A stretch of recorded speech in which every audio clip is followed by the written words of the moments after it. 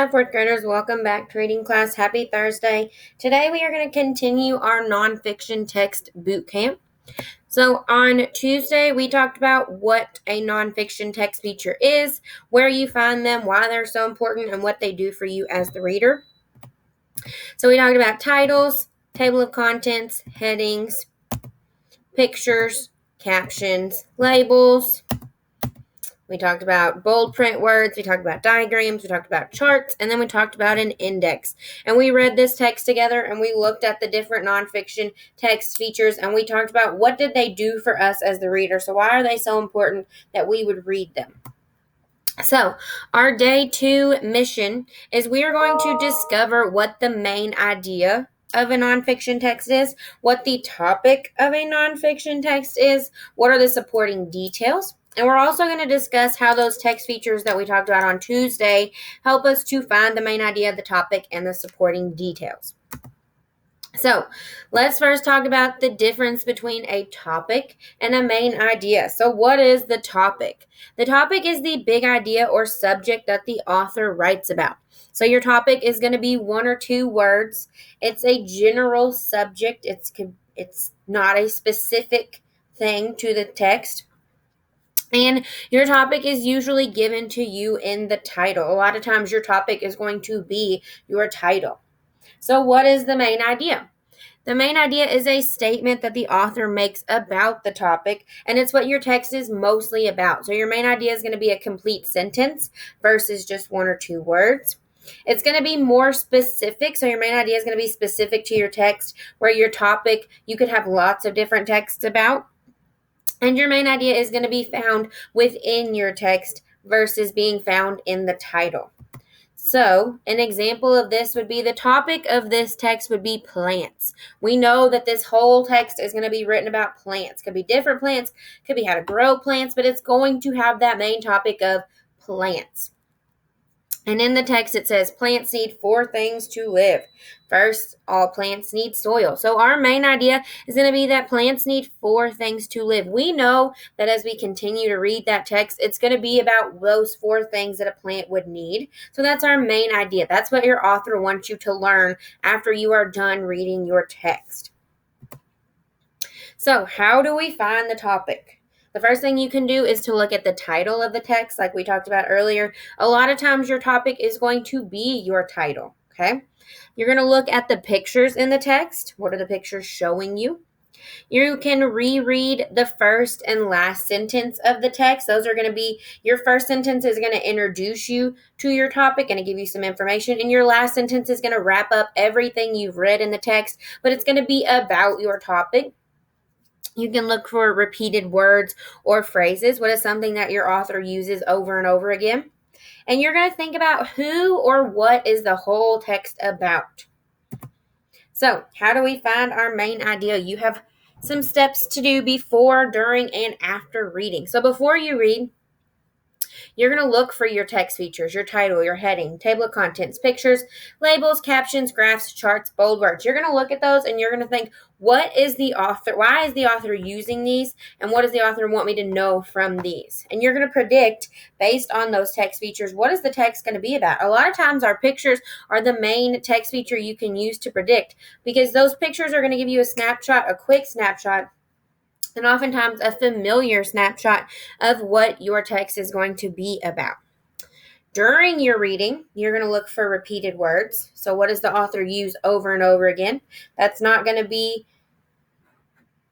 an accident. That's going to be on purpose. They did that for you. You're going to reread the first and the last sentence in the text, like we talked about with the topic. Your first sentence is going to introduce you to your topic and your main idea, and your last sentence is going to sum it all up. It's going to wrap it all up, give you just a little bit more information. You're going to look for bold words, and we talked about that with our text features. Those are things that the author really wants you to remember. Those are super important words to your text. And you're going to ask yourself, what does the writer want me to know? During the reading, what do they want me to know? What do they want me to remember?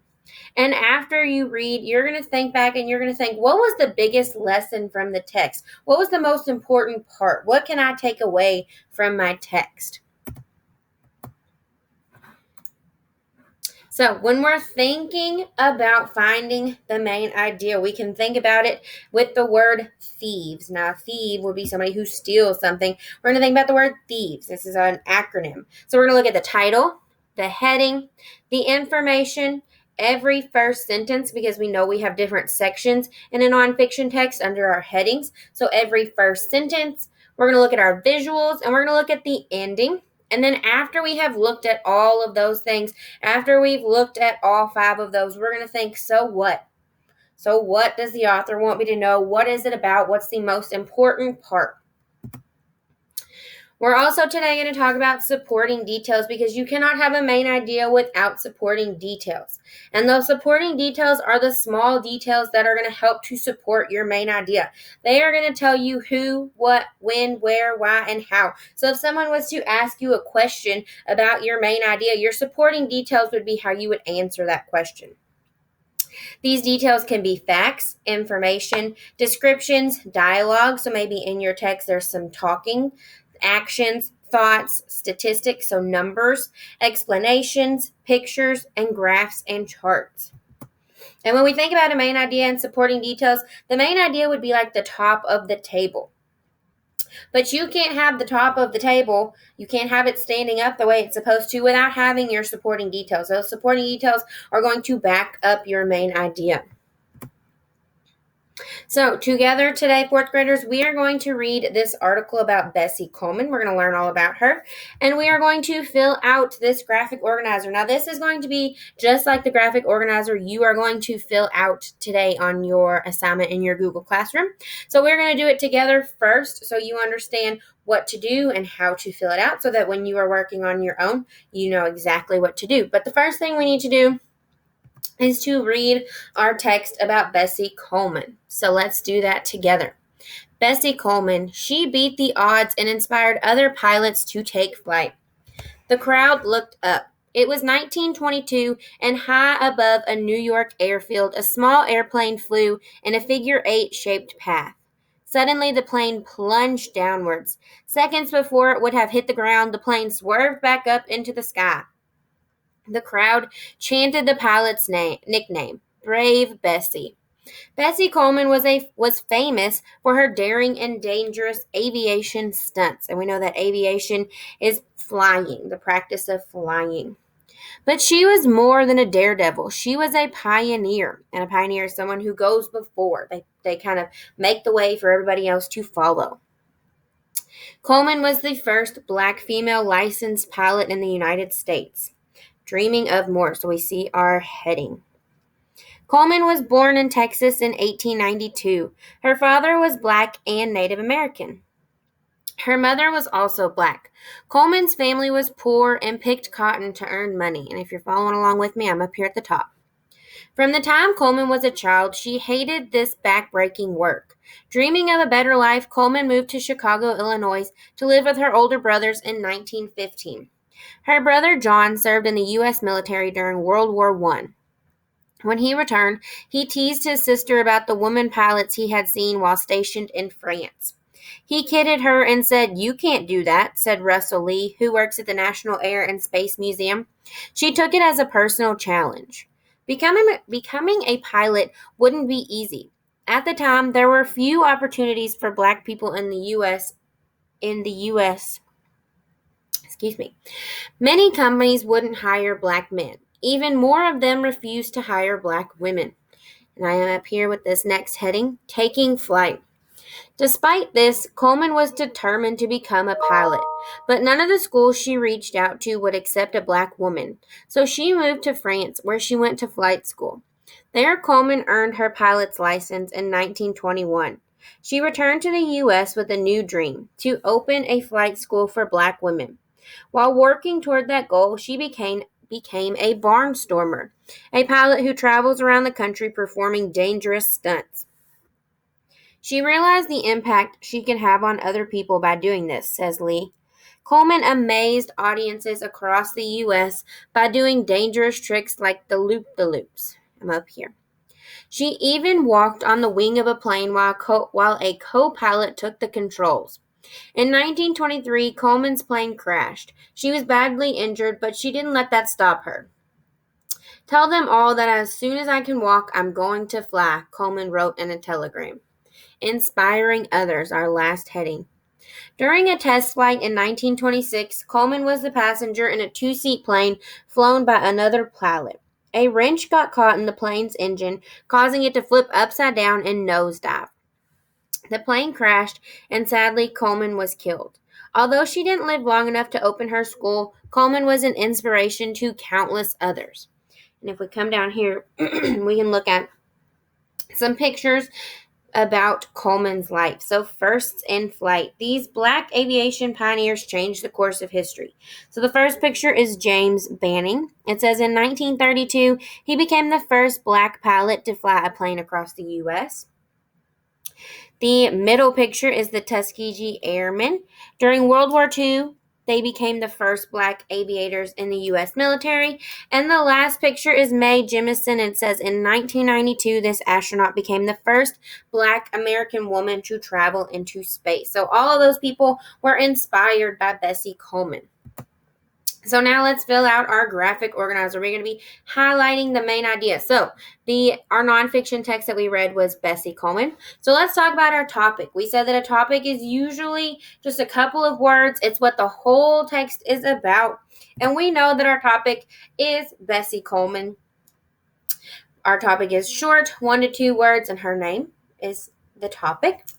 Our main idea is a complete sentence. It's what the author wants me to get out of my passage, and it's going to include my topic. So I know Bessie Coleman was the first black female licensed pilot in the United States. That's what our text told us. But she was also known for her dangerous stunts. So that kind of answers who and what. Now we have to talk about our supporting details because we cannot have our main idea without our supporting details. So my first supporting detail is that Bessie Coleman's brother was a pilot in the military who teased Bessie about not being able to become a pilot. And I chose that as a supporting detail because that kind of shows us how Bessie got her start in becoming a pilot, because she felt like because her brother had teased her and bullied her that she had to do it. So that's where Bessie got her start. So that is the why of why she is a pilot.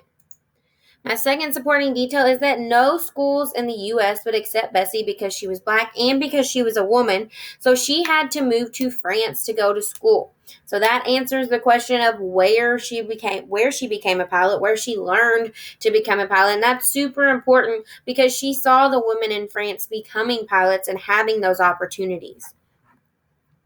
And my last supporting detail is that when she returned from France, Bessie became a barnstormer, and that's a pilot who performs dangerous stunts. So when she came back from France after people had told her, you can't be a pilot because you're a woman or because you're black, she came back and got a job as a barnstormer and kind of showed all of those people who told her she couldn't that she could. So those are my 3 supporting details. Those back up my main idea, and those answer my questions like who, what, when, where, why, and how. So in your Google Classroom today, 4th graders, you are looking for something called Thursday Nonfiction Bootcamp Main Idea. When you open it up, it is going to look super familiar. It is the same graphic organizer that we did together. You are going to read this passage about Ruth Bader Ginsburg and why she is important, who she is, what did she do. And you are going to fill out your graphic organizer the same way that we did. So the title of your text would be Ruth Bader Ginsburg, and that's up here at the top.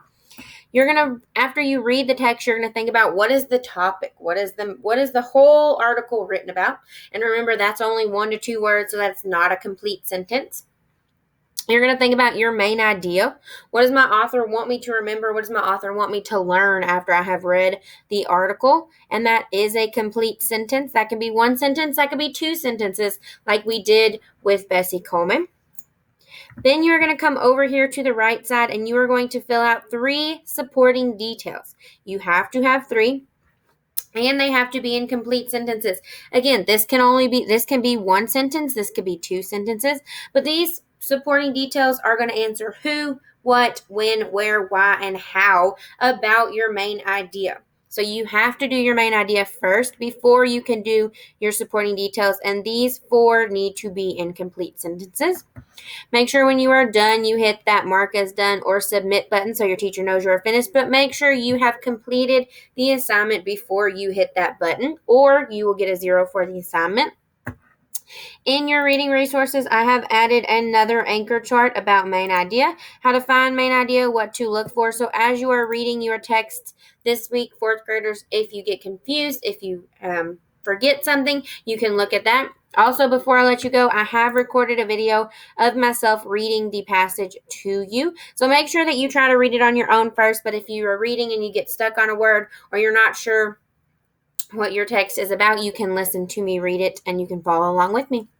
Good job, 4th graders. I hope you have a great rest of your day, and I will see you tomorrow.